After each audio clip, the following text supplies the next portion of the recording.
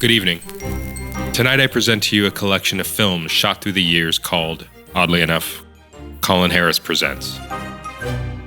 I will be here somewhat of a director's commentary, to give the title to those of you who can't read, and to tidy up for those who didn't understand the endings. Colin Harris. I'm Colin Harris. I'm Colin Harris. I'm Colin Harris, and I present to you tonight's film. From 2002, The Last Battalion. We're treated to 2.5 minutes of opening credits from the film's precursor, Black Truck Down, as well as some dramatic music from a Hallmark CD. Suddenly, amid a burst of gunfire, a pair of feet run by. Apparently, the military is now wearing Nike basketball shoes they purchased from a famous footwear.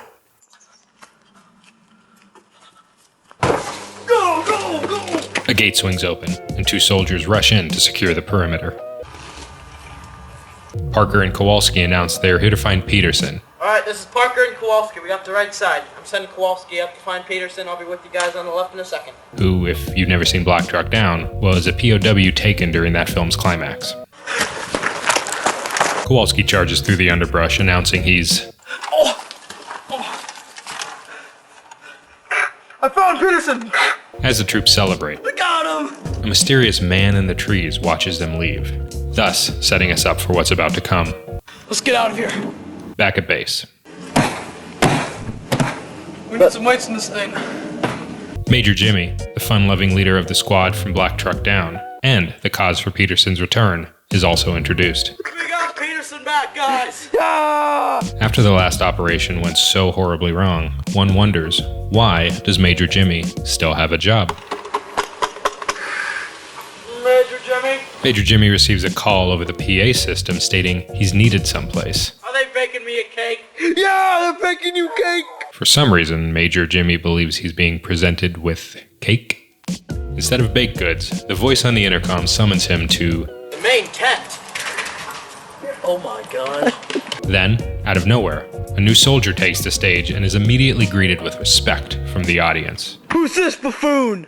Major General D. Tommaso tells the crowd that Major Jimmy has been fired and introduces himself. I'm Major General D. Tommaso.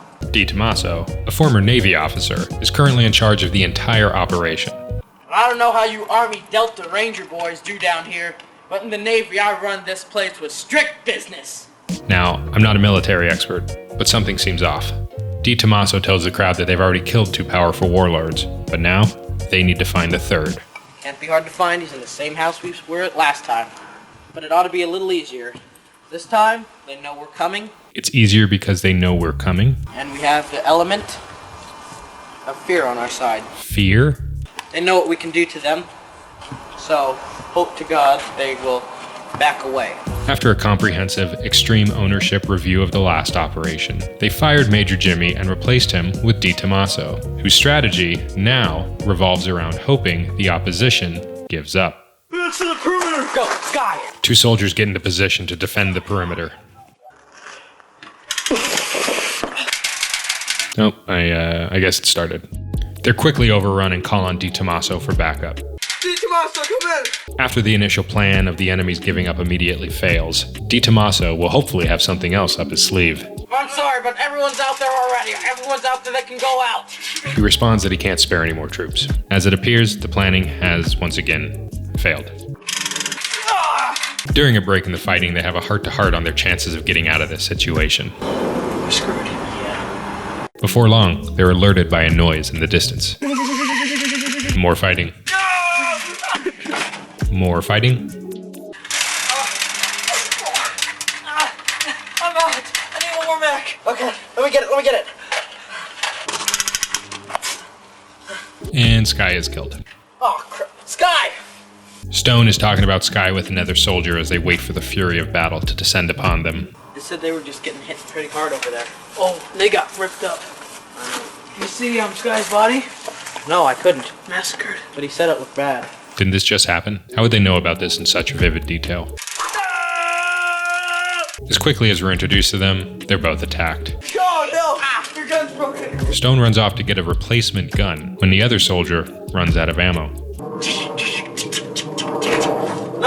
ammo! Stone, distraught after returning and learning that the other soldier is dead, goes full-on Rambo on the rushing attackers. Gunfire from up the hill draws his attention, leading to an ambush from behind. Everson, a lowly soldier, arrives searching for Stone and quickly realizes something is off. This is Everson. No, sure, I'm coming. Fortunately for Everson, he manages to take the upper hand and kill his assailant after a string of firearm mishaps. What follows is, without a doubt, one of the finest death montages in film history.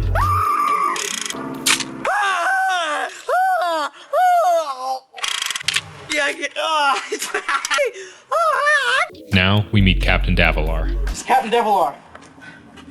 Come in, come in! He's waiting on word from the convoy that's going to get the troops out safely.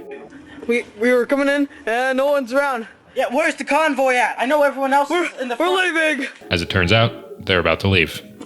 Run, and you might get there in time. Again, the planning from this mission seems really bad.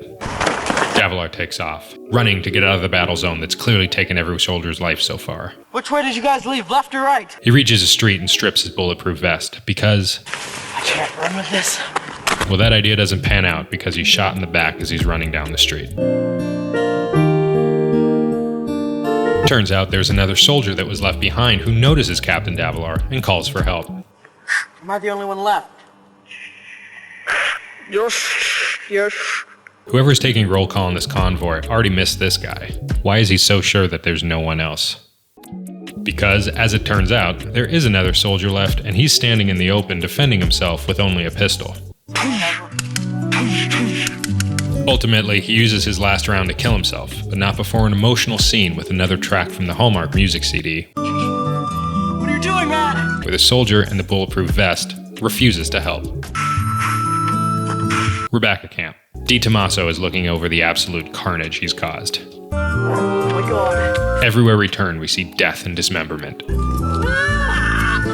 Again, the emotional score is really setting the scene. Prepare yourselves to be graced by a torture scene. I never messed with the Navy before, did you? Oh, touch me! Just kidding. After a ludicrous torture and fight scene, D. Tommaso delivers one of the most poignant lines of the movie. They will never stray from war. We'll get that guy next time.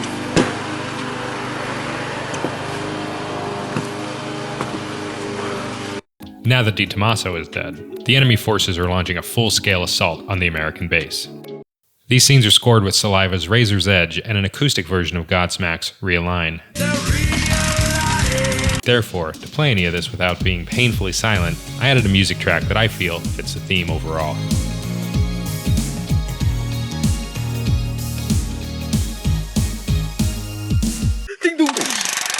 I have no idea how to describe this next scene, so I'm just going to let it play.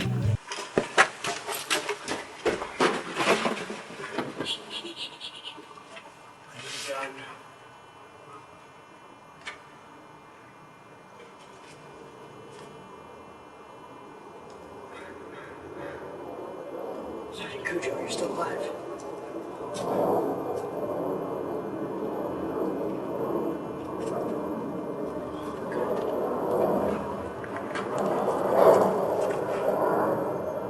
I have a gun! Then it ends.